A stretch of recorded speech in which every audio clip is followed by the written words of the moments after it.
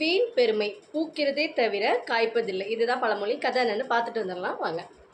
அழகே அழகே எதுவும் ஊரில் வீரமணி அப்படின்னு சொல்லிட்டு ஒரு வாலிபன் இருக்கிறாரு. அவருக்கு தற்பெருமை அதிகம். ஆள் வந்துட்டு ரொம்ப பலசாலியாக இருப்பார். உடம்பு பாவனைகளும் வந்துட்டு அவருக்கு ரொம்பவே சூப்பராக இருந்துச்சு. எல்லாமே அவருக்கு ஒத்துழைப்பு கொடுத்ததுனால அவர் நினச்சிக்கிட்டாரு, நம்ம தான் பலசாலி, நம்ம தான் வந்துட்டு எல்லாத்துலேயுமே சரியாக இருக்கிறோம் அப்படின்னு சொல்லிட்டு நினச்சிக்கிறாரு. ஊருக்குள்ளே யார்கிட்டனாலும் தன்னை பற்றி பெருமையாகவே அவர் பேசுவார். அடுத்தவங்க அவங்கள பற்றி பெருமையாக சொல்கிறத விட அவரை பற்றி பெருமையாக பேசிக்குவார். இதை அந்த ஊரில் முத்துன்னு ஒரு தாத்தா கேட்டுகிட்டே வர்றாரு. முத்து தாத்தா சொல்கிறாரு, வீரமணி ரொம்ப பெருமை பேசாத, உன்னை பற்றி நான் நல்ல விதமாக 4 வார்த்தைகள் சொன்னால் அது வேறு, நீயா சொன்னால் அது தற்பெருமை அப்படின்னு சொல்கிறாரு. ஆனால் வீரமணி அதை கேட்டுக்கிறதே இல்லை. எல்லா விஷயத்துலையும் நான் தான் வெற்றி பெறுவேன், நான் தான் நல்ல திறமைசாலி அப்படின்னுட்டு வீரமணி சொல்லிகிட்டே இருக்கிறாரு. இப்படி நாட்கள் போகுது, வருடங்கள் போகுது.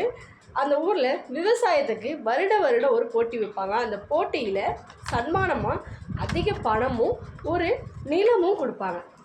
இதை வருஷம் முத்து தாத்தா, அப்புறம் பக்கத்தில் உள்ள ஒரு வயசான தாத்தா, இந்த மாதிரி ரொம்ப அனுபவம் வாய்ந்தவங்க, அவங்க வயல் நிலத்தில் அதிகமாக விளைச்சல் விளைஞ்சவங்களுக்கு இந்த பரிசு கிடைக்கும். இப்படி வாங்கிட்டு இருக்கும்போது இந்த வருடம் ஒரு பெரிய அறிவிப்பு கொடுக்குறாங்க. 2 நிலமாக சன்மானமும் எப்பவும் கொடுக்குற பணத்தை விட அதிகபட்சமாக கூட பணமும் கொடுக்குறதா அறிவிப்பு வருது. இதை பார்த்த வீரமணிக்கு ஆசை அதிகமாகிடுச்சு. நம்ம தான் எல்லாத்துலேயுமே இப்போ கரெக்டாக தானே இருக்குது, நம்ம எல்லாத்துலேயும் பலசாலி, நமக்கு திறமை அதிகம், நம்ம என்ன பண்ணலாம், இந்த போட்டியில் கலந்துக்கலாம் அப்படின்னு சொல்லிட்டு அந்த போட்டி அறிவிக்கும் போதே அந்த கூட்டத்தில் வீரமணி சொல்கிறாரு, யாருமே இதை கலந்துக்காதீங்க, இந்த வருஷம் நான் கலந்துக்க போகிறேன், நீங்கள் கலந்துக்கிட்டிங்கன்னா தோல்வி தான் உங்களுக்கு கிடைக்கும், தோல்வி அடைகிறதுக்காக எல்லோரும் கலந்துக்காதீங்க அப்படின்னு சொல்லிட்டு வீரமணி சொல்கிறாரு. அப்போ அந்த கூட்டத்தில் முத்து தாத்தா சிரிக்கிறாரு வீரமணியை பார்த்து. எல்லாரும் சொல்கிறாங்க, பரவாயில்ல, நாங்களும் கலந்துக்கிறோம், நீயும் கலந்துக்கோ, யாருக்கு வச்சியோ அவங்க பரிசை வாங்கிக்கலாம் அப்படின்னு சொல்கிறாங்க. போட்டி ஆரம்பிக்குது. போட்டியின் காலம் 3 மாத காலம். 3 மாதமும் தங்களுடைய நிலத்தில் பயிர் செய்கிற ஒரே பயிர், எல்லோரும் ஒரே பயிர் பண்ணணும். அதில் அதிக விளைச்சல் யாருக்கோ அவங்க தான் அந்த போட்டியின் வெற்றியாளர். இப்படி போயிட்டுருக்குது. 3 மாதத்துக்கு காலங்கள் ஆரம்பிக்கிறது.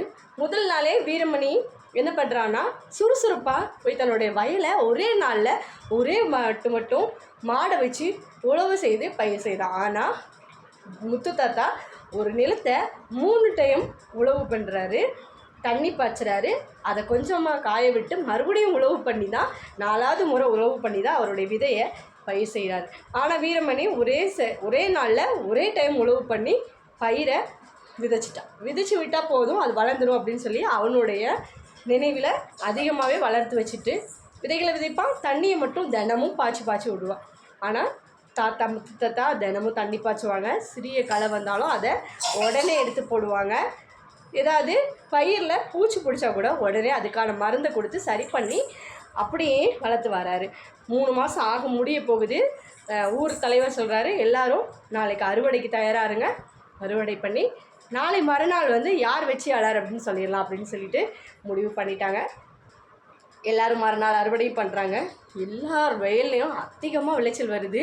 அப்போவுமே வீரமணிக்கு கொஞ்சம் மனசில் பதட்டம், ஐயோ நம்ம நிலத்தில் கொஞ்சம் கம்மியாக தான் அறுவடை வருமோ அப்படின்னு சொல்லி பதட்டமும் வர ஆரம்பிச்சிச்சு. ஊர் மக்கள்லாம் விளைச்சல் அதிகம், எல்லாரும் மூட்டைகளை கொண்டாந்து அடுக்க சிரிக்க ஆரம்பிச்சிட்டாங்க வீரமணியை பார்த்து. இப்போ வீரமணியோட எண்ணிக்கை குறைஞ்சிக்கிட்டே போகுது.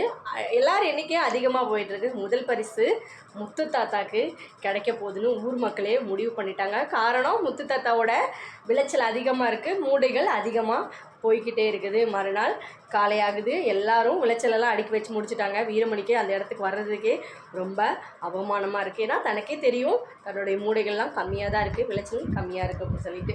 முதல் பரிசு முத்து தாத்தாக்கு கிடைக்குது. 2வது பரிசு அந்த ஊரில் உள்ள கணேசன் அப்படிங்கிற ஒரு வயதான முதியவருக்கு கிடைக்குது. 3வது பரிசு அந்த ஊரில் உள்ள ஒரு இளைஞருக்கு கிடைக்குது. 4வது பரிசு இன்னொரு இளைஞருக்கு கிடைக்குது. ஆறுதல் பரிசு ஒரு 4 பேருக்கு கிடைக்குது. இதை தவிர ரொம்ப பின்தங்கி இருக்கவங்களுக்கு பரிசு கிடையாது. அந்த பின்தங்கினதில் தான் யார், வீரமணியும் இருக்கிறாரு. ரொம்ப மன வருத்தத்தோட அந்த இடத்துல நின்றுட்டுருக்காரு. எல்லாரும் கிண்டல் பண்ணுறாங்க, என்ன வீரமணி 3 மாதத்துக்கு முன்னே நீ என்ன பேசின, உன்னைய விட திறமைசாலி யாருமே இல்லைன்னு சொன்ன அப்படின்னு சொல்லி கேலி கிண்டல் பண்ண ஆரம்பிச்சிட்டாங்க. அவனுக்கு கண்ணீர் வந்துடுச்சு. அப்போ முத்து தாத்தா வீரமணிகிட்ட போய் சொல்கிறாரு, வசந்த காலத்தில் பூக்கிற பூ வந்து பூக்க மட்டும்தான்டா செய்யும், காய்க்காது. அந்த பூ வந்து சீக்கிரமாகவே வாடி போயிடும். அதே போல் தான் நீ பண்ண எல்லா விஷயங்களுமே நீ வந்து தற்பெருமையால் பேசிக்கிட்டே இருந்த, அதனால தான் உன்னுடைய விஷயங்கள் வந்து வெற்றிக்கு முன் வரல அப்படின்னு சொல்லி சொல்கிறாரு. ஆமாங்க, நம்ம தற்பெருமை பேசினா கண்டிப்பாக நம்மளால் வளரவே முடியாது. தோல்வி அடைஞ்சால் கூட நம்ம துவண்டு போகாமல் எந்திரிச்சு ஓடிட்டே இருக்கணும். இதுதான் பழமொழிக்கான கதை. அடுத்து ஒரு பழமொழியோட ஒரு கதையில் பார்க்கலாம். இந்த மாதிரி கதைகளை பார்க்க மறக்காமல் நம்ம சேனலை சப்ஸ்கிரைப் பண்ணி வச்சுக்கோங்க. அடுத்த ஒரு வீடியோவில் பார்க்கலாம்.